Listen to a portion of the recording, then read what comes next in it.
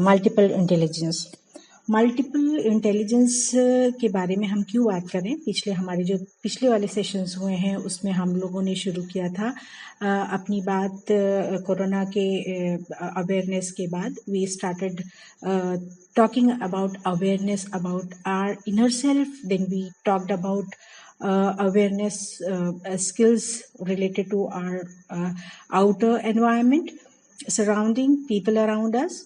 यानी हम लोगों ने जो अपना अवेयरनेस का प्रोग्राम ये शुरू किया था, वो अवेयरनेस कोरोना से होते हुए हमारे अपने अंदर का हमने अपने आप को देखा कि किस तरह से we can try to understand our self in much better way. और उसके बाद हमारी जर्नी पहुंची थी कि हम किस तरह से बाहर के लोगों के साथ रिलेट करें और कौन कौन सी स्किल्स डेवलप करें, एक अच्छा अपना इंट्रा और इंटरपर्सनल डेवलपमेंट कर लें ताकि एक होलसम पर्सनालिटी हमारी हो जाए। आज हम बात कर रहे हैं मल्टीपल इंटेलिजेंसेस की। और मल्टीपल इंटेलिजेंस की जब हम बात कर रहे हैं तो आपको लग रहा होगा कि अचानक की पर्सनालिटी के साथ इंटेलिजेंस कहाँ से आ गई। देखिए, इंटेलिजेंस को सबसे पहले हम एक कोट है आपके सामने, उससे समझने की कोशिश करते हैं। Intelligence is not a single power or capacity or ability which operates equally well in all situations. Means it is not a single power. It is rather a composite of several different abilities.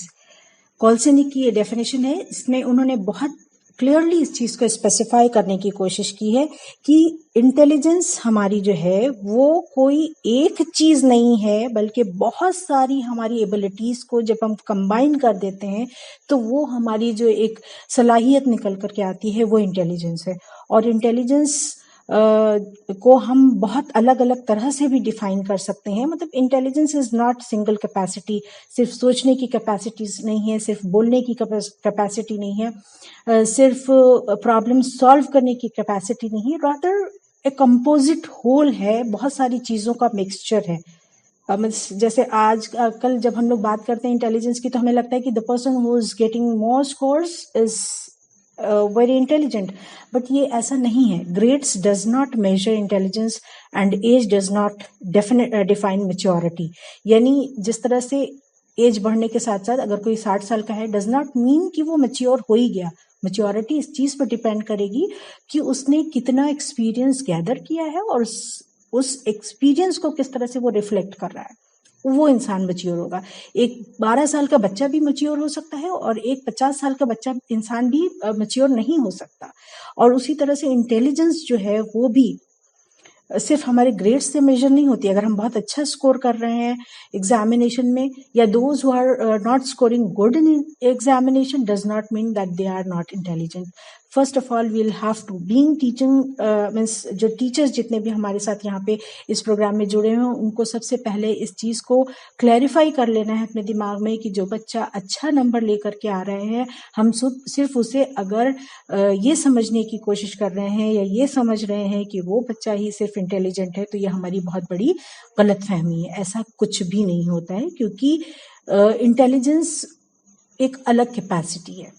बहुत सारी चीजों का, हमारी सोचने की सलाहियत, हमारी बोलने की सलाहियत, हमारे काम करने की सलाहियत, हमारे प्रॉब्लम सॉल्विंग की सलाहियत, हमारे दूसरे लोगों के साथ इंटरैक्ट करने की सलाहियत, यानी एक बहुत सारी चीजें हैं। किसी के अंदर कोई चीज ज्यादा होती है, किसी के अंदर कोई चीज ज्यादा हो सकता है। कोई बच्चा एग्जाम में बहुत खराब कर रहा हो, लेकिन he could be very good in music, he could be very good in arts, he could perform well in physical education.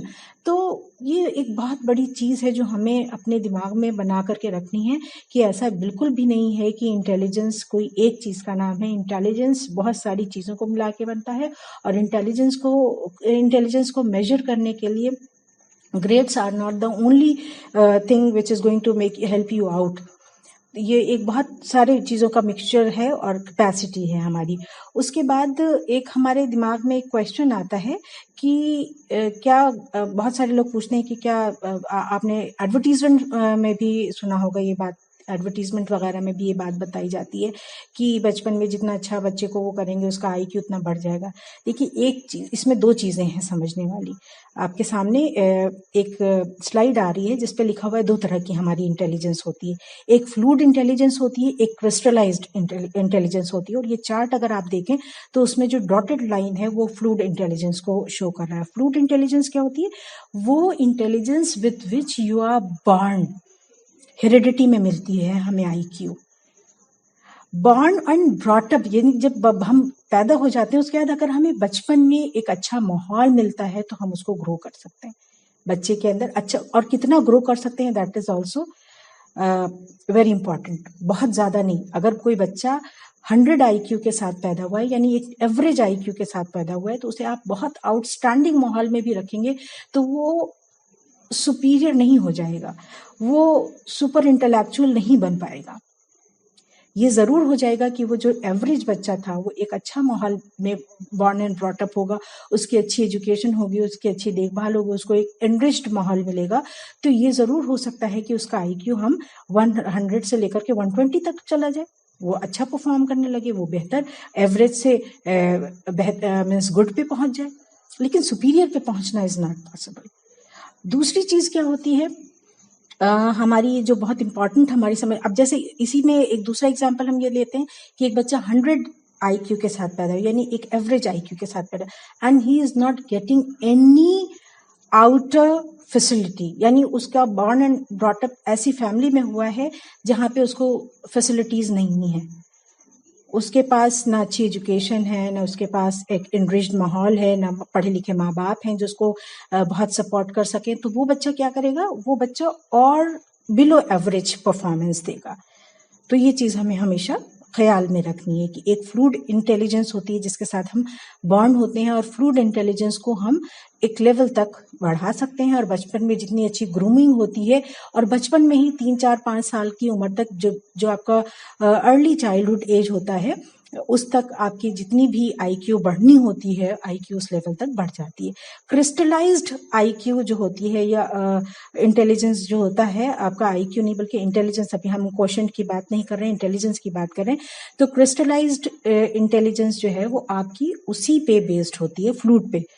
जितनी आपकी बेस है, उस बेस के ऊपर आप अपना लोगों के साथ इंटरेक्ट करते हैं, बातचीत करते हैं, मिलते जुलते हैं, और जितना आपका एक्सपोजर होता है, जितना आपका बड़ा सर्कल होता है लोगों के साथ, जितना आप एक्सपीरियंस गैदर करते हैं, रादर यू कैन से, अगर अब एक्सपीरियंस पे आपका ये कि एक्सपीरियंस तो सबको मिलता है, देखिए एक्सपीरियंस सबको नहीं मिलता है, बहुत सारे लोग लाइफ जी रहे होते हैं but they do not have a proper exposure in outer world. जैसे अगर आपने गौतम बुद्ध की कहानी सुनी हो, तो गौतम बुद्ध को, क्योंकि उन लोगों को पहले से ही एक इसके बारे में पता चल चुका था, एक प्रोफेसी हुई थी कि उनको वो घर छोड़ करके चले जाएंगे, तो उनको जो लोगों ने पाला था, उनके घर वालों ने, वो चाहते थे कि वो किसी को ना देखे, ना बाहर किसी से ना मिले, कोई इंटरेक्शन ना हो। तो even at the age of means जब वो अडल्ट हो गए थे तब भी ना उन्होंने कभी किसी बूढ़े को देखा था, ना किसी गरीब को देखा था, ना किसी मतलब मरे हुए इंसान को देखा था, किसी को नहीं। तो क्या एक्सपोजर था, इसका मतलब ही had no experience at all. और इसी तरह से जो बच्चा बहुत बचपन में ही अगर किसी उसमें पहुंच जाता है, कुछ बच्चे आपने देखे होंगे कि भाई माँ बाप नहीं है, ऑर्फनेज में रह रहा है, सेल्फ डिपेंडेंट है, तो उसका एक्सपोजर बढ़ता चला जाता है, एक्सपीरियंस बढ़ता चला जाता है। तो जितना वेरिड एक्सपीरियंस होगा उतना ज्यादा आपकी क्रिस्टलाइज्ड इंटेलेक्चुअल जो है आपका with the passage of time, span of time, वो लाइफ लॉन्ग आपका बढ़ता रहता है। तो ये दो चीजें हैं आपकी जो हमें समझने वाली थी। फिर अब हम बात करें कि जब हम बात ये कर रहे हैं कि intelligence is not a single thing, it's a composite of different qualities, is combination of different qualities। अब वो combination क्या क्या, जैसे इसमें आप एक पिक्चर आपके सामने है कि बहुत सारी चीजें हैं, आइडियाज हैं, क्रिएटिविटी है, की फैक्टर्स हैं, स्ट्रैटेजीज है, वर्कफोर्स है, डेवलपमेंट है, बहुत सारी चीजें। तो यहाँ पे हमें निकल करके आता है मल्टीपल इंटेलिजेंस। देखिए इंटेलिजेंस की बहुत सारी थियरीज हैं, मैं थियरी पे नहीं आ रही हूँ, मैं बिल्कुल थियरी पढ़ाने के इस वक्त हम लोग नहीं पढ़ेंगे, क्योंकि इंटेलिजेंस की बहुत मतलब जो शुरुआती डेफिनेशंस थी वो स्पीयरमैन से शुरू होकर के बहुत सारी डेफिनेशंस हैं, जो आता गया, जिसको जो समझ में आया, किसी ने 2 फैक्टर थियरी, किसी ने सिंगल फैक्टर थियरी, किसी ने मल्टीपल फैक्टर थियरी, और ये जो गार्डनर की ये जो थियरी है वो आजकल बहुत एक्सेप्टेबल है, that is related to multiple intelligence. अब गार्डनर्स मल्टीपल इंटेलिजेंस थियरी जो है वो आज के सिनारियो में बहुत इंपॉर्टेंट है। किस लिए इंपॉर्टेंट है? क्योंकि वो इस चीज को एक्सेप्ट कर रही है कि intelligence is not a single capacity, it is combination of various things. अब यहाँ पे जैसे आप इस चार्ट में जो आपके पास स्लाइड है, इस स्लाइड पे आप देखें तो इसमें इन्होंने 8 तरह की इंटेलिजेंसेस बताई हैं। इन्होंने विजुअल या स्पेशल जिसको कहेंगे, वर्बल और लिंग्विस्टिक, लॉजिकल और mathematical type of intelligence, bodily जिसको काइनेस्थेटिक इंटेलिजेंस भी कहा जा सकता है, म्यूजिकल या रिदमिक कहते हैं, इंटरपर्सनल, इंट्रापर्सनल, ये सारी इंटेलिजेंसेस हैं। यानी किस तरह से हमारे अंदर ये सलाहियत है कि हम अपने आप को समझें, हम बाहर के लोगों को समझें, हम अपनी चीज़ों को मेंटेन करें, हम नेचर के साथ अपने आप को रिलेट करें। तो इसके हिसाब से हार्वर्ड गार्डनर ने मल्टीपल इंटेलिजेंस थियरी दी थी, जो आज के ज़माने में और आज के पर्सपेक्टिव में बहुत इंपॉर्टेंट है कि हम जब बच्चों को जज करें तो ये ना सोचें कि एक कोई अगर एग्जाम में बहुत अच्छा नंबर ला रहा है तो he can be intelligent, others can not be intelligent. The person who is doing well in music can be intelligent. The person who is writing well who is having verbal or linguistic intelligence can write very well. तो हर इंसान की अपनी, हर बच्चे की अपनी capacity है और capability है। अब इंटेलिजेंस में अगर आप ये देखें कि लिंग्विस्टिक इंटेलिजेंस वाले लोग जो होते हैं, they are more adept to using language.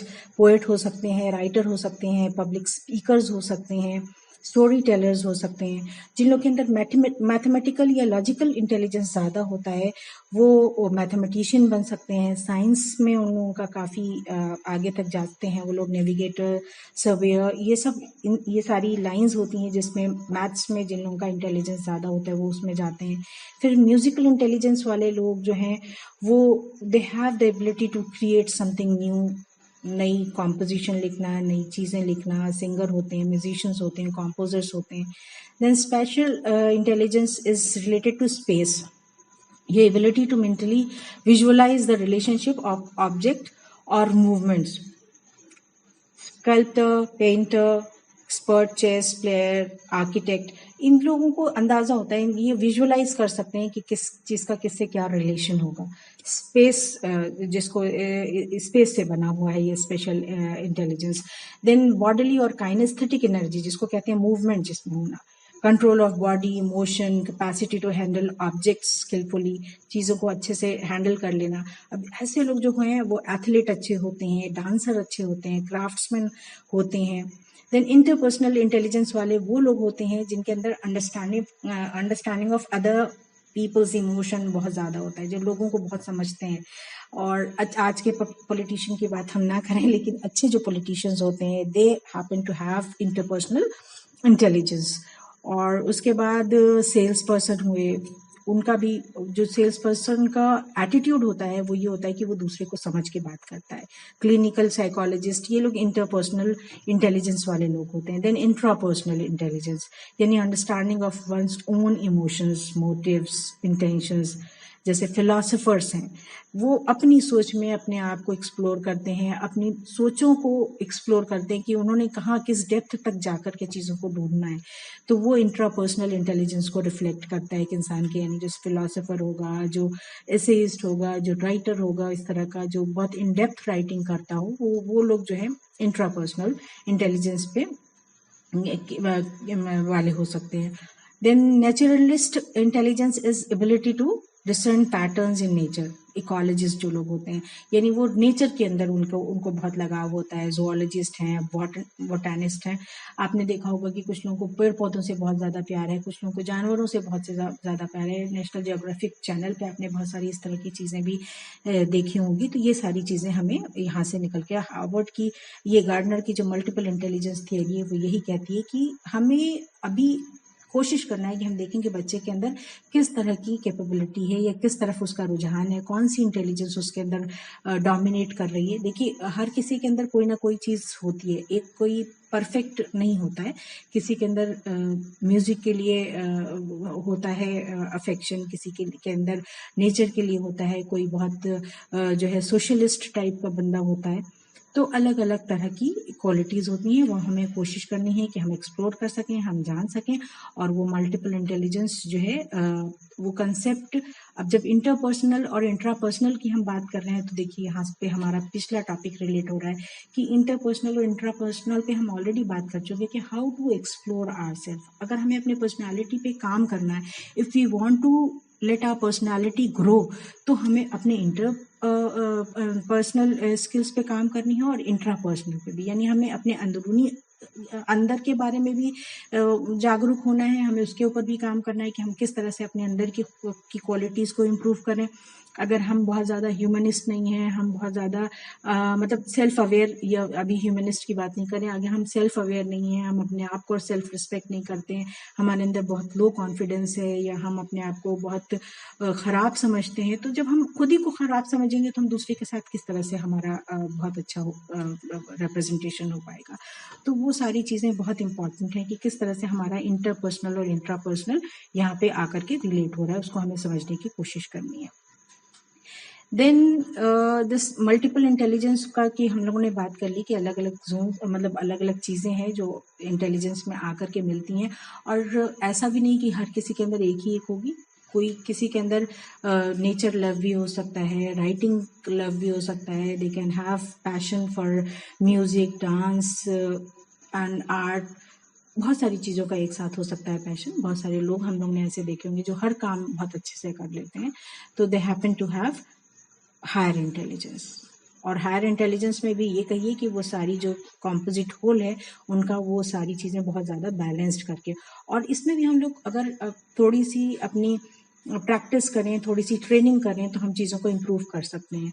For example, अगर हमें लगता था, जैसे मुझे बचपन में लगता था कि I am not good in arts, लेकिन अभी आई एक्सप्लोर दैट नहीं, I am not that bad in arts, I can draw, I can have good, I have love for drawing, I have love for nature, that we keep on exploring ourselves। जैसे जैसे हम बढ़ते चले जाते हैं, कई सारी बार हमें ऐसा नहीं है कि बचपन में ही हमें सब पता चल जाता है कि हम क्या हैं। हमें बहुत सारी बार ऐसे सिचुएशंस में हम पढ़ते हैं कि हमें लगता है कि हाँ हम ये चीज़ कर सकते हैं। पहले हमें लगता था कि हम नहीं कर सकते, बाद में हमें लगता है कि उस सिचुएशन में रहने के बाद लोगों को लगता है कि हाँ कर सकते हैं। जैसे अब शादी से पहले हमारे भी दिमाग में एक था कि नहीं, किचन के काम में बहुत प्रॉब्लम है, ये है वो, लेकिन once I was involve, I started taking interest in it, और अब बहुत अच्छा भी लगता है।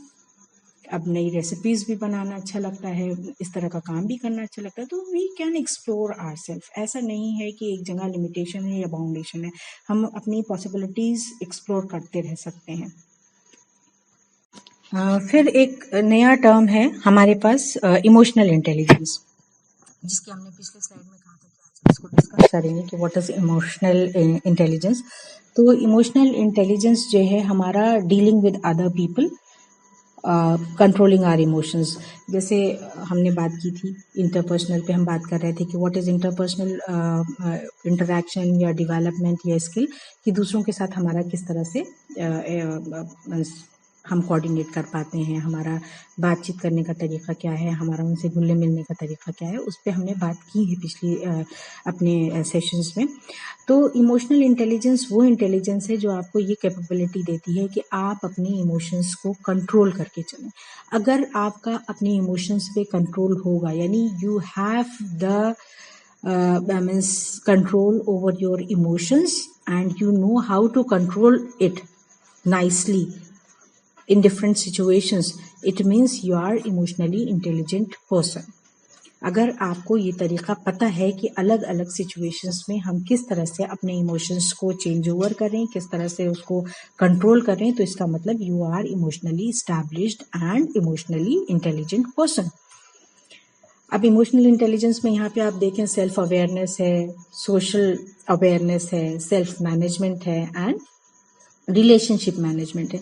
यानी ये सारी चीज़ें जो हम पीछे पढ़ के आए हैं कि किस तरह से इस स्किल को डेवलप करेंगे हम, अपनी की सेल्फ अवेयरनेस अपने अंदर बढ़ाते जाएं। जितना हम ज़्यादा सेल्फ अवेयर होंगे अपने बारे में, अपनी शॉर्ट कमिंग्स, अपनी वीकनेसेस, अपनी अपॉर्चुनिटीज़, अपनी स्ट्रेंथ्स हमें पता होंगी, उतना ज़्यादा हम अपने आप को इम्प्रूव कर पाएंगे। जो चीज़ें कम हैं उनको कोशिश करेंगे कि वो हमारे अंदर पैदा हो जाए। पैदा इन द सेंस वो हम उसको अपने अंदर इंटीग्रेट कर सकें कि हाँ भाई, अगर मान लीजिए हम हमारी जो वीकनेस है वो ये है कि हम लोगों के साथ मिलना जुलना नहीं चाहते हैं, तो हमें लगे कि नहीं भाई ये गलत चीज़ है, I need to speak to others, I need to be a social person. जैसे बहुत लोग इंट्रोवर्ट होते हैं, तो इंट्रोवर्ट को अगर पता चल जाए कि that is a weakness that he is having in his personality, तो वो उस इंट्रोवर्जन को अपने एक्सट्रोवर्जन में बदल सकता है, और अगर चाहे तो। That totally depends on the person. तो सेल्फ अवेयरनेस से हम अपने आप को जब अपने बारे में जान जाएंगे तो अपने ऊपर काम कर सकते हैं। इसी तरह से हमारा सेल्फ मैनेजमेंट है, यानी हम अपनी किस तरह से डील करते हैं अपने आप को, अपने टाइम को, अपने रिलेशंस को, अपनी रिसोर्सेज को, उन सारी चीज़ों का मैनेजमेंट है। देन सोशल अवेयरनेस, यानी हमारा सोशल सर्कल कैसा है, हमारी फैमिली, हमारे फ्रेंड्स, हमारे means classmates, then work place पे आपका, उसके बारे में अवेयरनेस हो, और हमारे अंदर कौन कौन सी सोशल क्वालिटीज़ हैं या क्या क्वालिटीज़ वी आर मिसिंग। हम एम्पैथेटिक नहीं हैं, हम बहुत डिटैच्ड हैं, हम बहुत सेल्फ सेंटर्ड हैं। तो ये सारी चीज़ें हमारी सब एक चीज़ दूसरे चीज़ से जुड़ी हुई है कहीं ना कहीं। और फिर रिलेशनशिप मैनेजमेंट, यानी जब सब चीज़ें कर लेते हैं तो हम we start learning to manage our relations. जितना बेहतर हमारा इमोशनल इंटेलिजेंस होगा, उतने अच्छे से हम अपनी इन सारी चीज़ों को हैंडल और टैकल कर पाएंगे। द मोर, जैसे अगर मान लीजिए एग्जाम्पल के तौर पे, अगर एक बच्चा है मैथ्स कर रहा है, उसको मैथमेटिकल इंटेलिजेंस चाहिए, यानी कहीं ना कहीं उसको मैथ्स में इंटेलिजेंस चाहिए, उसके अंदर लॉजिकल और मैथमेटिकल इंटेलिजेंस होनी चाहिए।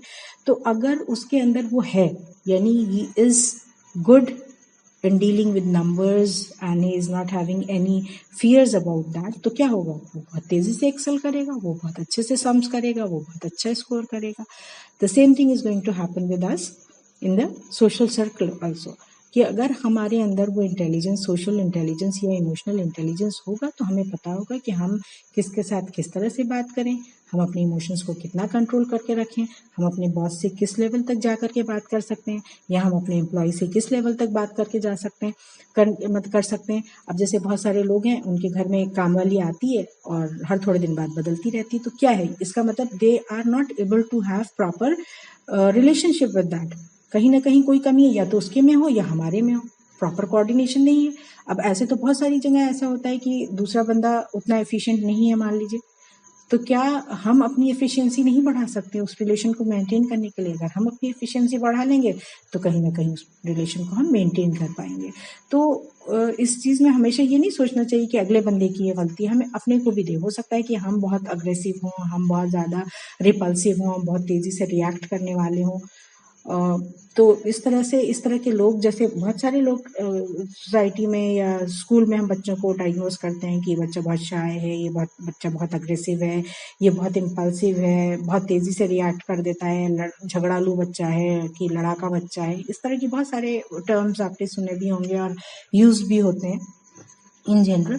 तो ये सारी चीज़ें यही शो करता है कि हमारे अंदर इमोशनल इंटेलिजेंस नाम की एक चीज़ होती है, जिसके अंदर जितना ज़्यादा इमोशनल स्टेबिलिटी होती है, जो लोग अपने इमोशंस के ऊपर, अब इसमें जैसे इमोशंस के ऊपर जितना ज़्यादा काम कर लें उतना ज़्यादा अच्छा है। और कई सारी बार हमारे फ्लैक्चुएट भी होते हैं, जैसे एट टाइम्स आप बहुत कंफर्ट जोन में रहते हैं, वहाँ पे आपको लगता है कि अरे आप तो बहुत अच्छे हैं, you have good temperament, you don't get angry very easily. लेकिन मसला ये होता है कि वहाँ पे एंग्री होने के लिए या रिपल्सिव होने के लिए कोई सिचुएशन ही नहीं थी। Once you are exposed to that environment, यानी उस तरह के माहौल में जब आप पहुँचते हैं और तब भी आप अपने आप को बैलेंस रखते हैं, तब समझ लीजिए कि आपके अंदर इमोशनल इंटेलिजेंस है। और अगर तब आप अपने आप को नहीं कर पाते हैं, तो इसका मतलब इमोशनल इंटेलिजेंस की कमी है, and we need to work upon that. Work करेंगे, काम करेंगे, तो ऐसा नहीं है कि हम उस इंटेलिजेंस को बढ़ा नहीं सकते, क्योंकि ये मैथमेटिकल इंटेलिजेंस नहीं, ये इमोशनल इंटेलिजेंस है। एक तरह से इसको हम कहें क्रिस्टलाइज्ड, फ्लूइड के साथ साथ क्रिस्टलाइज्ड भी है। तो इसको हम कहीं ना कहीं हम इसको मैनेज कर सकते हैं, और हम कोशिश कर सकते हैं कि हम इसको लिख करके रखेंगे। भाई हम जब नेक्स्ट टाइम हमें गुस्सा आएगा तो हम थोड़ा सा अपने आप को काम डाउन करने की कोशिश करेंगे, हम बहुत तेजी से रिएक्ट नहीं करेंगे। और with the passage of time you will see that you may change if you are willing for that. अगर आपने कोशिश कर ली, आप उसके ऊपर काम कर रहे हैं, तो आप चेंज हो सकते हैं। ऐसा नहीं है कि आप चेंज नहीं हो सकते, या हम सब चेंज हो सकते हैं अगर हम चाहें तो। It totally depends on our personal means discern, हमारा क्या नज़रिया है उसके बारे में, हम क्या सोचते हैं, उसके ऊपर ये पूरी चीज़ डिपेंड करेगी। तो इमोशनल इंटेलिजेंस पे आप यहाँ पे एक चीज़ और भी देख रहे हैं, एक और चार्ट सा भी आपको नज़र आ रहा है कि इंक्रीज्ड पर्सनल वेलबींग, यानी अपनी पहले अपनी वेलबींग के बारे में, फिर रिड्यूस्ड स्टाफ टर्नओवर अपने आसपास के। और स्टाफ का डज नॉट मीन यहाँ पे, और जब भी हम इस तरह के टर्म्स आ जाते हैं ना, तो हमें लगता है कि सिर्फ वर्क प्लेस। देखिए, उसको हम कहीं पे भी इम्प्लीमेंट कर सकते हैं। अगर आप ऑफिस में हैं तो स्टाफ है आपका, अगर आप घर में हैं तो आपके फैमिली मेम्बर्स हैं, अगर आप सोसाइटी में हैं तो आपके फ्रेंड्स हैं, ये सारी चीज़ें। तो मतलब बहुत ज़्यादा रिशफलिंग ना हो, लोग आपके साथ बने रहें। Those who are there with you should be attached मतलब देखा होगा आपने कि बहुत सारे फैमिली में लोगों का बहुत ख़राब ताल्लुक़ रहता है, इससे नहीं मिल रहे हैं, हम उनसे नहीं मिलते हैं, हमारा उनसे कट ऑफ हो गया है, इस तरह की बहुत सारी चीज़ें। तो इसका मतलब कि कहीं ना कहीं प्रॉब्लम है। देखिए, प्रॉब्लम कई सारी बार दूसरी जगह, दूसरे वाली पार्टी में भी हो सकती है, लेकिन मसला क्या है? मसला ये है कि हमें रेजिलियंस, जिसकी हम कल बात कर रहे थे, निगोशिएट करना सीखना चाहिए। Negotiate means compromise. रिलेशन की बात जब आती है तो कॉम्प्रोमाइज़ हम करते हैं वहाँ पे, लेकिन वही फिर भी यहाँ पे भी एक चीज़ आती है कि at which level means up to which level can you compromise. तो ये सारी चीज़ें हैं जिसको हम और ज़्यादा डिटेल में यहाँ पे इस वक्त नहीं डिस्कस कर सकते हैं, लेकिन रिलेशंस को मैनेज करने के लिए we need to compromise, but up to which level that is going to depend on the situation. बहुत सारी जगह, जब आजकल आपने देखा होगा, आपने सुना होगा इसके बारे में भी कि डोमेस्टिक वायलेंस, तो वहाँ पे यही है कि किस लेवल तक हम कॉम्प्रोमाइज़ करें अपने रिलेशंस को बचाने के लिए। डोमेस्टिक वायलेंस वाला अगर मसला है तो नहीं, not at all, it is never to be compromised. उस लेवल पे नहीं, क्योंकि वहाँ पे आपकी कहीं ना कहीं प्रेस्टीज हार्म होगी। आप कहीं ना कहीं अपने आप को, अपनी जो इंट्रापर्सनल चीज़ें हैं उनको डैमेज कर रहे होंगे। तो बहुत डिमार्केशन जो है बहुत लाइट है, तो चीज़ों को समझने की ज़रूरत है कि किस जगह पे हम कॉम्प्रोमाइज़ कर सकते हैं, किस जगह पे हमें कॉम्प्रोमाइज़ नहीं करना चाहिए। देन डिक्रीज्ड ऑक्यूपेशनल स्ट्रेस, यानी अगर आप काम कर रहे हैं तो आपके पर स्ट्रेस, आप अगर इमोशनल इंटेलिजेंस आपके अंदर है तो with the help of emotional intelligence you can stress down, means decrease the stress that is going to be there on you due to office pressure. और सिर्फ ऑफिस ही नहीं, घर में भी कुछ लोग घर के काम से भी बहुत तेज़ी से परेशान हो जाते हैं, स्ट्रेस्ड हो जाते हैं। तो हर चीज़ हर स्फेयर में काम करेगी आपके। Then improve decision making, emotional intelligence के थ्रू हम अपने डिसीजन मेकिंग कैपेसिटी को भी इम्प्रूव कर सकते हैं। Increase team performance, team performance तभी होगी जब हमारा प्रॉपर कोऑर्डिनेशन होगा। कोऑर्डिनेशन के लिए ज़रूरी है कि भाई टेम्परामेंट, अब अगर कोई इंसान हर वक्त हमसे गुस्सा रहे, बदतमीज़ी करे, बुरी तरह से रिएक्ट करे, तो we can not work in a team. Team में काम करने के लिए कभी किसी ने कुछ कह दिया तो हम थोड़ा सा कॉम्प्रोमाइज़ कर जाएं, हमने कह दिया तो दूसरा थोड़ा सा उस चीज़ को बर्दाश्त कर ले, इस तरह का चीज़ें चलती रहती हैं। लेकिन वही बात है कि उस चीज़ को मेंटेन करने के लिए भी आपके अंदर इतना अंडरस्टैंडिंग होनी चाहिए, इतनी इंटेलिजेंस होनी चाहिए। देन इंक्रीज्ड लीडरशिप एबिलिटी, यानी जितना ज़्यादा आप अपने इमोशंस को कंट्रोल करते चले जाते हैं, उतना ज़्यादा आपके अंदर लीडरशिप ट्रेट, मतलब लीडरशिप क्वालिटी आपकी बढ़ती चली जाती है, उतने अच्छे आप लीडर बन सकते हैं। अगर आप देखिए तो आजकल के ज़माने में लीडर्स को बहुत ज़्यादा हर वक्त उनको डिस्कार्ड किया जाता है, उनके बारे में बुरा बुरा बोला जाता है। और देखिए 90% टाइम तो यही होता है कि होती हैं गलतियाँ और उनको पूरे टाइम सुनने भी मिलती हैं, लेकिन वो अगर उसके ऊपर उतनी ही तेज़ी से रिएक्ट करने लगे तो they will not be able to establish themselves in the way they are established. तो लीडरशिप के लिए हमें थोड़ा सा पेशेंस, बियरेंस होना चाहिए। तो वो चीज़ें, हमारी सब चीज़ें किससे जुड़ी हुई हैं? इमोशनल इंटेलिजेंस से।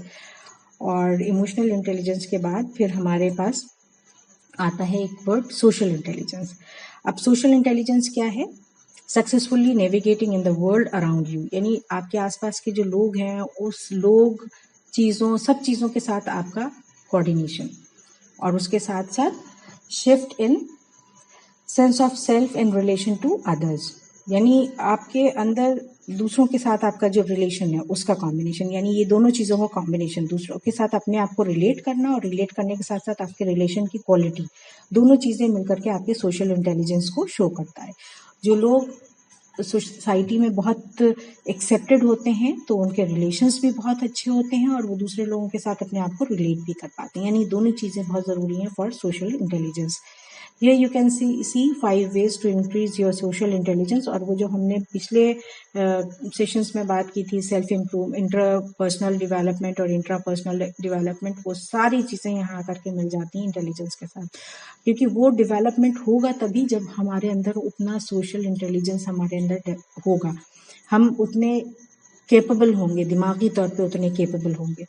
आप सोचें कि इंटरपर्सनल डेवलपमेंट और इंट्रापर्सनल डेवलपमेंट क्या एक ऐसे इंसान का हो सकता है जो मेंटली बहुत ज़्यादा एम्पावर्ड ना हो, एम्पावर्ड इन द सेंस उसका IQ 60 या 70 हो, जो जो बिलो एवरेज लेवल कैटेगरी में आता हो, जिसका इंटेलिजेंस कोशेंट जो है वो 60 और 70 होगा, वो बिलो एवरेज में आ रहा है, वो कैसे उन सब चीज़ों का, उसका कहीं ना कहीं वो सारी चीज़ें वो एक्सप्लोर नहीं कर पाएगा और उसका एक अच्छा रिलेशनशिप सोसाइटी में नहीं हो पाएगा। तो ये सारी चीज़ें हमें देखनी है कि उन चीज़ों को हम यहाँ पे ला करके किस तरह से एक प्रॉपर होल बनाने की कोशिश करें। 5 ways to increase your social intelligence is learn to interpret people's non verbal behaviour यानी कई सारी बार इंसान बोल नहीं रहा होता लेकिन उसके बिहेवियर से you can understand what is going on. Annoying expressions हों या बहुत ही लाइवली एक्सप्रेशंस हों, उन एक्सप्रेशंस से, उनके नॉन वर्बल बिहेवियर से you can make it out, अगर आप सोशली इंटेलिजेंट हैं तो, और नहीं है तो you need to increase it, you need to keep on understanding the way they are behaving और उस बिहेवियर को आप इंटरप्रेट कर सकें। यहाँ पे भी एक चीज़ ये समझने की है कि हर वक्त दूसरे को इंटरप्रेट करेंगे और कई सारी बार हम मिसअंडरस्टैंडिंग में भी पड़ सकते हैं। तो मिसअंडरस्टैंडिंग में अगर हमारा इंटेलिजेंस कम होगा तो मिसअंडरस्टैंड करेंगे ज़रूर, और अगर इंटेलिजेंस सही होगा तो हम उस चीज़ को इंटरप्रेट कर पाएंगे। तो इसमें जो हम दूसरी बात कर रहे थे, read invisible interconnections in a social apparatus, इसमें जो इनविजिबल इंटरकनेक्शंस हैं, यानी विजिबल कनेक्शंस तो हमें समझ में आते हैं कि हमारा रिलेशन किससे, आपसे, मतलब फैमिली में हमारे रिलेशंस, हमारे फ्रेंड्स, लेकिन इनविजिबल कनेक्शंस बहुत सारे होते हैं, यानी बहुत सारे और चेन्स चल रहे होते हैं, हमारे फ्रेंड का फ्रेंड, उसका फ्रेंड, और बहुत सारी चीज़ें इस तरह से हमसे जुड़ी हुई होती हैं। तो उस सोसाइटी में हम किस तरह से, और बहुत सारे हमारे रिलेशंस जो हैं, हमारी फैमिली तो हमारा रिलेशन है ही, लेकिन सोसाइटी भी किस तरह से हमसे रिलेटेड है, हमारा कम्युनिटी भी किस तरह से हमसे रिलेटेड है, इस चीज़ को भी हमें इंटरप्रेट करना है, उनको समझने की कोशिश करना है, पूरी सोसाइटी एज अ होल को समझने की कोशिश करना है। और जब हम वो समझ लेते हैं तो हमारा जो है सोशल इंटरेक्शन का दायरा बढ़ जाता है और वही हमारा सोशल इंटेलिजेंस शो करता है। जैसे आपने देखा होगा बहुत सारे सोशल वर्कर्स होते हैं, they do not bother only about their families, they are concerned about other people as well.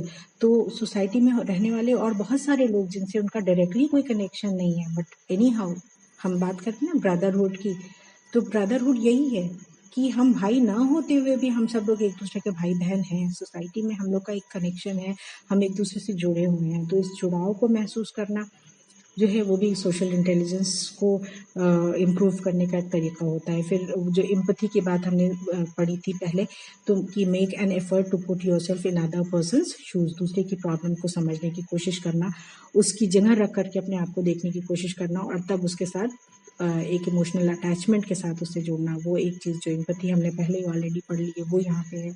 उससे हम अपने आप को socially more intelligent, we can be more intelligent socially. Then approach interpersonal interactions with receptiveness, यानी interpersonal जो आपके relations हैं, आपके जो आपके फैमिली के फ्रेंड्स के साथ जो आपका रिलेशन है उसमें बी रिसेप्टिव, यानी उनकी इमोशंस की कदर करिए, उनकी बातों की कदर करिए, उनको भी सुनिए। Do not be means only outspoken, आप खुद अपने आप को हमेशा उनके ऊपर जाहिर करते रहें। Let them have their own time also, कि वो आपको अपनी बात बता सकें और उनकी बातों को आप समझ सकें, उनके इमोशंस को, उनकी प्रॉब्लम्स को। ये सब चीज़ें भी आपकी सोशल इंटेलिजेंस को इन्हांस कर सकता है। Then keep track of how you are feeling, कैसा आप महसूस कर रहे हैं इन सब चीज़ों के ऊपर। और महसूस देखिए, जब हम अच्छा करते हैं किसी के साथ तो हम अच्छा महसूस भी करते हैं, और अगर हम किसी के साथ हमारी लड़ाई हो गई तो will also not be comfortable. It means कि if we realize that we are not in a comfort zone, it means that we have done something wrong। और यहाँ पे एक चीज़ मैं और बताती चलूँ, देखिए हम अपने रिलेशंस में कई सारी बार वी नीड टू कॉम्प्रोमाइज़, और कॉम्प्रोमाइज़ के लिए हर जगह अलग अलग चीज़ें बताई जाती हैं। जैसे हम लोग मतलब हम इस्लाम से जुड़े हुए हैं तो हम लोग के यहाँ बताया जाता है, हदीस है इस बात की कि इंसान को अगर अपने मतलब थोड़ा सा अपने रिलेशंस को बचाने के लिए झुकना भी पड़े, और भले ही वो गलत ना हो, बगैर गलती के भी अगर वो झुकना पड़े तो उसे झुक जाना चाहिए। और इसके लिए आपके प्रॉफिट ने आपको वादा किया हुआ है कि अगर आपकी इज्जत कम हो रही है तो क़यामत के दिन वो इज्जत वो आप अल्लाह ताला के सामने वो आपको वापस देंगे। तो ये चीज़ भी बहुत बड़ी है। इन सब चीज़ों से भी हम अपनी सोशल इंटेलिजेंस को इन्हांस कर सकते हैं। तो ये सारी चीज़ें भी हमें कहीं ना कहीं इन सब चीज़ों से इंस्पिरेशन लेकर के we can improve our social intelligence. Then you can see that how emotional and social intelligence is interrelated।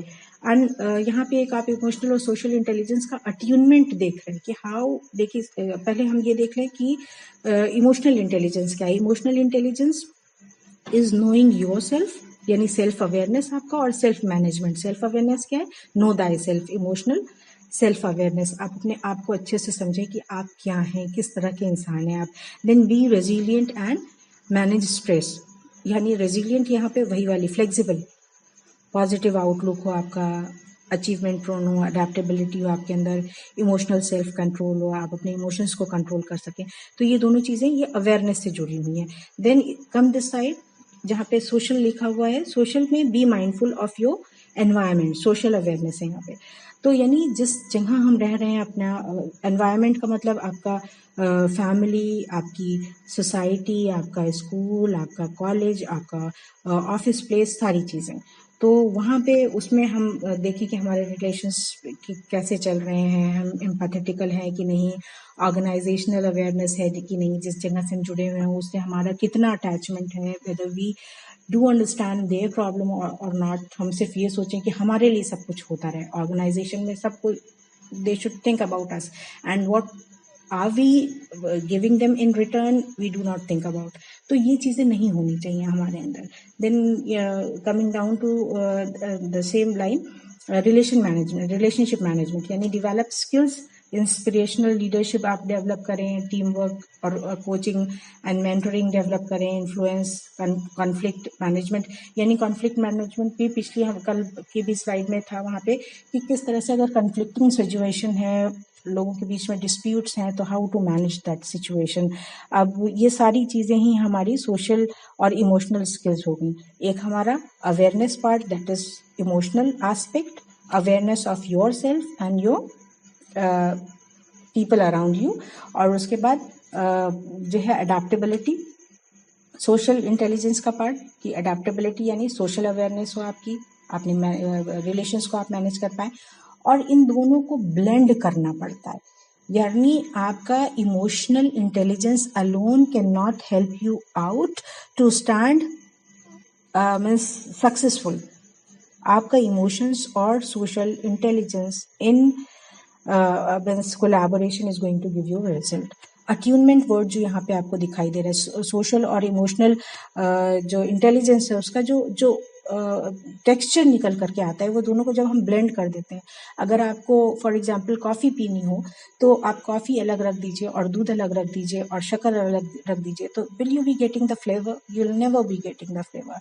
What अगर आप कोल्ड कॉफ़ी बना रहे हैं, what if you are going to have cold coffee with you, तो you will have to blend it, sugar और उसके बाद फिर आपकी कॉफ़ी और दूध सबको ब्लेंडर में डाल करके मिक्स करना पड़ेगा, और जब मिक्स होगा तो एक अच्छा फ्लेवर आएगा। The same thing is going to happen here also, कि आप जब अपने इमोशनल इंटेलिजेंस को यानी इमोशंस को अच्छे से कंट्रोल कर लें, आपका सोशल मैनेजमेंट अच्छा हो, और सोशल मैनेजमेंट अच्छा होगा ही जगह अगर आपने अपने इमोशंस को अच्छे से कैप्चर करना सीख लिया, तो कि कहाँ किससे किस तरह से बात करनी है, किस तरह से बिहेव करना है, किस तरह से अपने रिलेशंस को बचाना है, किस तरह से लोगों के साथ एम्पैथेटिक होना है। तो ये सारी चीज़ें जाकर के आपको सोशली अप्रूव्ड बनाएंगी, तो वो आपका एक जो ब्लेंड आएगा that will reflect your personality, यानी एक अच्छी नई पर्सनालिटी निकल करके आएगी।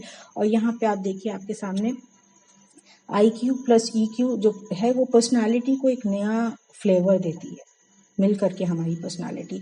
और यहाँ पे IQ plus EQ personality is going to make you total person.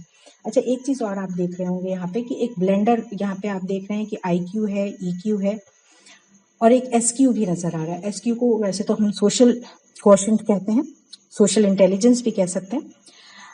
और क्वोशेंट जो है वो हम ड्रॉ करते हैं, निकाला जाता है। जैसे IQ, आपको आपका इंटेलिजेंस कैसे ड्रॉ किया जाएगा, आपको कुछ एक्टिविटीज़ दी जाएंगी अलग अलग तरह की।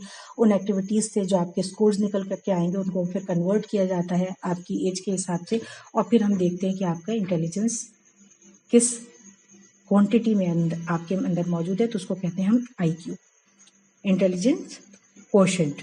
उसी तरह से EQ निकाला जाता है, आपको अलग अलग सिचुएशंस दी जाएंगी, उसमें आप रहेंगे, उसमें आप ये करेंगे, उसमें आपका परफॉर्मेंस देखा जाएगा, उसके बाद आपकी ग्रेडिंग होगी और फिर आपका इंटेलिजेंस क्वोशेंट इमोशनल क्वोशेंट निकल करके आएगा। इसी तरह से एक SQ जो सोशल क्वोशेंट की हम बात कर रहे हैं, तो सोसाइटी में जब आप रहते हैं तो ये ब्लेंडिंग का काम करते हैं। आप मतलब ब्लेंडिंग का काम हम जब करते हैं तो इन दोनों को, अपने IQ को और अपने EQ को मिक्स करके एक नई चीज़ निकाल करके लाते हैं। वो जो ब्लेंडिंग होती है वो आप सोशल इंटेलिजेंस भी उसको कह सकते हैं। और अगर आप सोशल इंसान से ज़्यादा स्पिरिचुअल माइंडेड है यहाँ पे, क्योंकि स्पिरिचुअल इंटेलिजेंस के ऊपर यहाँ पे सिंक्रोनाइजर के तौर पे स्पिरिचुअल इंटेलिजेंस को लिखा गया है। और स्पिरिचुअल इंटेलिजेंस यही होती है कि means trying to understand yourself, your relation, this world in light of the religion you are following। तो वो एक स्पिरिचुअल जो इंटेलिजेंस होती है that happens to work as a blender, जो उन सब चीज़ों को ब्लेंड कर देती है, मिक्स कर देती है। वो आपको गलत, सही, अच्छा, बुरा सब बताती है। वो आपको बताएगा, अगर आप स्पिरिचुअल नेचर के इंसान हैं तो वो जो ब्लेंडर है ना, वो अच्छे से आपको जब ब्लेंड करेगा तो आपका इमोशनल जो क्वोशेंट है उसको लेकर के आपको बताएगा कि देखिए आपके इमोशंस यहाँ पे गलत थे, आपने दूसरे को हार्म किया, आपने दूसरे को नहीं समझा, दूसरे की प्रॉब्लम्स को नहीं समझा। Then you will start redefining yourself, आप अपने आप को इम्प्रूव करेंगे। तो वो एक सिंक्रोनाइजर का काम करता है और वो पूरा हमारे ब्रेन को सिंक्रोनाइज करता है। इन दोनों चीज़ों को मिक्स करके फिर हमारा आउटर बिहेवियर हम परफॉर्म करते हैं, हम उस तरह से रिएक्ट करते हैं। सिर्फ IQ अलग नहीं हो सकता EQ से, उन सब चीज़ों को मिक्स करना पड़ता है क्योंकि उनकी स्टैंड अलोन कोई अहमियत नहीं है हमारी ज़िंदगी में। तो emotional intelligence happens to be very important nowadays, which is going to frame your attitude towards your work, towards your family, towards your society. And people with positive attitude are more prone to progress and prosper nowadays in comparison to those only having intelligence, जिनके अंदर सिर्फ intelligence हो, जो सिर्फ अच्छे सोचे कि हमने बहुत अच्छे मार्क्स ले लिए हैं, हमारे पास बहुत अच्छे ग्रेड्स हैं, I am having degree, I can expel. It's not like that. और वर्क प्लेस पे भी आजकल ऐसे लोगों को नहीं रखा जाता है। आपका aptitude does not matter, attitude is what is going to matter a lot. आजकल प्रेफरेंस दी जाती है अगर आपका IQ थोड़ा सा कम भी हो, यानी आपके जो ग्रेड्स हैं वो थोड़े से कम भी हो, लेकिन you are more social, more adjustable person, having a positive outlook and attitude, then you will be preferred over the other person। जैसे कल मैंने एक बैलेंस आपको दिखाया था, तो वो बैलेंस अभी आप देखिए और उस बैलेंस को देख करके आपको समझ में आएगा कि हाँ, अगर जितना ज़्यादा हम अपनी पर्सनालिटी में इन सब सारे इंग्रेडिएंट्स को बढ़ाते चले जाते हैं उतनी ज़्यादा हमारी इनरिच्ड पर्सनालिटी होती है। और आजकल सिर्फ किसी एक चीज़ की अहमियत नहीं है, IQ की अहमियत नहीं है। आजकल aptitude along with attitude is more preferred in comparison to alone having aptitude. Aptitude is your related to your mental capability। और अगर हम 3Q ट्रेनिंग की बात करते हैं तो 3Q ट्रेनिंग वही है, IQ ट्रेनिंग, EQ ट्रेनिंग और SQ ट्रेनिंग। अब यहाँ पे अगर आप इस वाले स्लाइड को अगर आप देख रहे हैं तो 3Q training employs 3 principal dimensions of intelligence which activate the whole brain. यानी जो हमने अभी शुरू में बात की थी कि intelligence is not a single thing, it is a composite structure. तो उसमें 3 चीज़ों के लिए की बात इन्होंने की है कि अगर IQ, EQ और SQ को हम एनहांस करते हैं तो हमारा एक प्रॉपर ब्लेंडेड हमारी पर्सनालिटी निकल करके आती है। दूसरा यहाँ पे लिखा हुआ है कि both IQ and EQ are important but they are not enough to maintain top performance and provide enduring fulfilment. यानी सिर्फ अगर हमारे पास IQ है और EQ है और सिंक्रोनाइज नहीं हुआ है, यानी अगर ब्लेंड नहीं हुआ है, वो दोनों एक दूसरे में मिक्सअप होकर के एक फ्लेवर नहीं दे रहे हैं आपकी पर्सनालिटी को, it will not B of any use.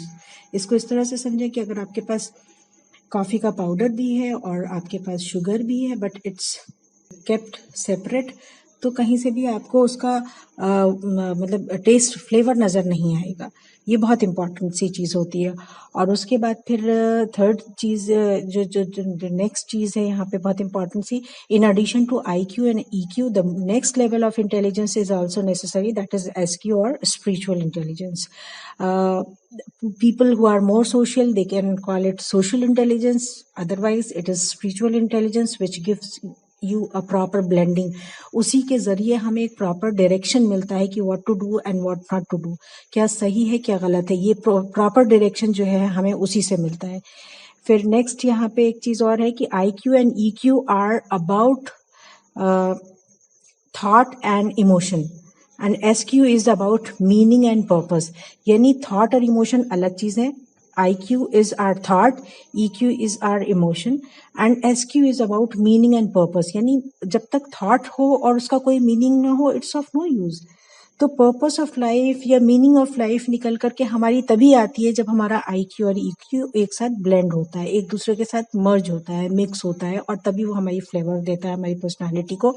और यहाँ पे अगर हम एक बात करें कि एक हाईली इन्फ्लुएंशियल पर्सनालिटी की अगर हम बात करें तो हमारे पास कोई एग्जाम्पल अगर हम चाहें कि हमें कोई ऐसा मिल जाए एग्जाम्पल जिसमें हमें IQ EQ विद SQ एक प्रॉपर ब्लेंड मिले, और उसको देखने के लिए हमारे पास एक बहुत ही अच्छा सा एग्जाम्पल है हुजूर पाक सल्लल्लाहु अलैहि वसल्लम का। प्रॉफिट हैं हमारे, पीस बी अपॉन हिम, अल्लाह ताला ने उनको एक एग्जाम्पल बना करके इंसान के सामने, आज तक की हिस्ट्री में अगर मोस्ट इन्फ्लुएंशियल पर्सन के तौर पे आप किसी को देखना चाहें तो उनका एक एग्जाम्पल है जिनके नाम पे इतनी बड़ी फॉलोवर लिस्ट है कि आज तक दुनिया में किसी एक इंसान को इतने लोगों ने फॉलो नहीं किया। अगर आज जब मुस्लिम कम्युनिटी की तादाद पूरी दुनिया में देखें तो ये पूरी मुस्लिम कम्युनिटी हुजूर पाक सल्लल्लाहु अलैहि वसल्लम के फॉलोवर्स हैं। तो किसी एक इंसान, और वो जो पर्सनालिटी है वो proper blend of IQ EQ and SQ है। क्यों? क्योंकि उनका हर फील्ड में उन्होंने बहुत अपने एग्जेम्पलरी उनका एटीट्यूड हुआ करता था। मतलब उनको लोगों के साथ उनकी मतलब किस तरह से बिहेव करना है वो भी, उनका लीडरशिप किस तरह से, लाइफ किस तरह से गुजारनी है, each and everything was properly coordinated. और उनके इसीलिए मुसलमान और मुस्लिम्स जो हैं उनको ही फॉलो करते हैं और उनकी सुन्नतों को देख करके ही उनको बताया जाता है कि उनके तर्ज अमल पे ज़िंदगी गुजारें। और उनके लाइफ की किसी भी एक चीज़ को हम ये नहीं कह सकते कि there was sort of mistake और इम्बैलेंस था। हर चीज़ में एक बैलेंस हमें उसमें नज़र आता है। वो इबादत करने में हो तो वहाँ पे भी बैलेंस था, रिलेशंस को निभाने में हो तो वहाँ पे भी एक बैलेंस था, लीडरशिप था तो वहाँ पे भी आपको एक बैलेंस नज़र आता है। मतलब हर जगह उनकी लाइफ की every aspect was totally balanced, और that could be the best example of blended personality. हम लोग human beings can not have that capacity in us. हम लोग शायद उस लेवल तक हम लोग नहीं पहुंच पाएंगे शायद, लेकिन हम कोशिश कर सकते हैं। और जितना अब जैसे हम मिक्सी में डालें और क्वांटिटी अगर सब चीज़ों की सही होती है तो एक बहुत अच्छी सी कोल्ड कॉफ़ी बन करके आपको पियेंगे और आपको मज़ा आ जाएगा। लेकिन अगर उसमें किसी भी चीज़ की तादाद कम हो या ज़्यादा हो तो आप समझ लें, या दूध कम हो या शक्कर कम हो या फिर कॉफ़ी कम हो, तो शायद वो फ्लेवर नहीं आ पाएगा। तो वो फ्लेवर लाने की बस हमें कोशिश करनी है। We just have to make effort to be good, to have a proper blending of whatever we have discussed। और होपफुली ये जो हमारा ये मल्टीपल इंटेलिजेंस का जो हमने सेशन किया है, इसमें बहुत सारी चीज़ें आप लोगों को समझ में आई होंगी कि किस तरह से हमें इन सारी जो इंटर और इंट्रापर्सनल स्किल डेवलपमेंट जो हमने सीखा है, इसको अगर हम प्रॉपरली अपने अंदर इंटेल करने की थोड़ी थोड़ी करके कोशिश करें तो हम एक अच्छी ब्लेंडेड पर्सनालिटी और एक फ्लेवर्ड पर्सनालिटी जो लोगों को इन्फ्लुएंस करे, जिससे लोग खुश हों, जिसके साथ लोगों का प्रॉपर कोऑर्डिनेशन हो, जो इस्टेब्लिश्ड हो पर्सनालिटी, इस तरह का एक अच्छी पर्सनालिटी निकल करके आ सकती है। आई होप कि this session has gone well और आप लोगों को अच्छा लगा हो, और keep giving your feedback afterwards also. In case of any query आप लोग हमें लिख सकते हैं। So that's all for today's session. Thank you very much for listening. Be at home, be safe. Thank you very much. Assalamu alaikum. Allah Hafiz.